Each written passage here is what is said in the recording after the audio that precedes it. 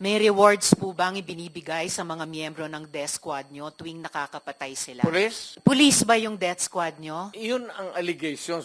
Hindi po, yung sinabi nyo kanina. Huwag tayong lumabas dyan. Hindi po ako lumalabas. May ibang lumalabas. O, Yung dito tayo sinabi po sa- ninyong ang death squad, pinag-usapan dito may rewards po ba yun? is centered sa police na sinasabi na binabayaran. No, sir. Pina-follow up ko yung sinabi ninyo. Ay, yung civilian? Unprompted. So, kung civilian yon, yung sinabi nyo na death squad nyo na 7 tao, may rewards po ba yung 7 taong iyon kapag nakakapatay sila? Ay, hindi ma'am, mayayaman yung mga, maraming gago na mayayaman sa Davao. Hindi Ano mo pong kaya- connection ng mayayaman sa Davao? Gusto dun sa pumatay miyembro ng mga death kriminal. squad? Because Ibig they want their city to be safe. Nagbibigay sila, yung Because mayayaman, ng they want rewards sa business to death thrive. squad?